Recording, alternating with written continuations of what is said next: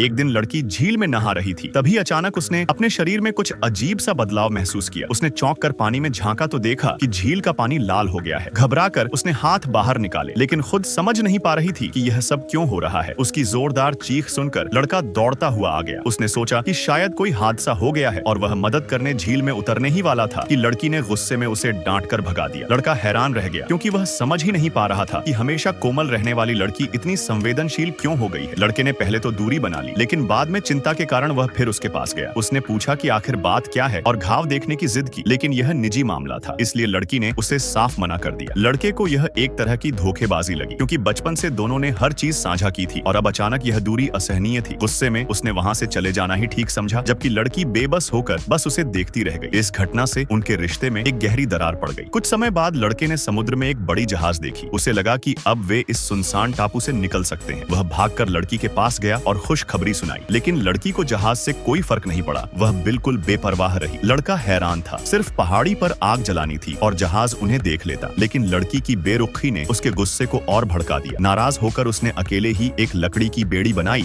और जहाज की ओर निकल पड़ा। लड़की पेड़ पर लेटी उसकी नाकाम कोशिशें देख हंस पड़ी। बेड़ी रास्ते में ही डूब गई और लड़का गुस्से से भरा वापस लौटा। आते ही उसने अपनी झोपड़ी में रखी लड़की से जुड़ी सारी चीजें बाहर फेंक दी। यह देखकर लड़की का दिल भी टूट गया और दोनों ने पहली बार एक दूसरे से दूरी बना ली। लेकिन जंगली जीवन की कठिनाइयों में फर्क साफ नजर आया। लड़के को खाने पीने की कमी नहीं हुई, जबकि लड़की को रोजाना भोजन के लिए संघर्ष करना पड़ा। मजबूर होकर वह खुद समुद्र में मछली पकड़ने गई, लेकिन गलती से एक पत्थर जैसी मछली पर पैर रख दिया और तेज दर्द से लगभग गिर ही गई। इस बार उसने मदद नहीं मांगी, बल्कि लंगड़ाती हुई अकेले ही लौट आई। इस दूरी और हालात ने उनके रिश्ते को और भी गहरा झटका दिया। अब दोनों अपने अपने अकेलेपन में जीने लगे, जबकि अंदर ही अंदर उन्हें एक दूसरे की जरूरत थी।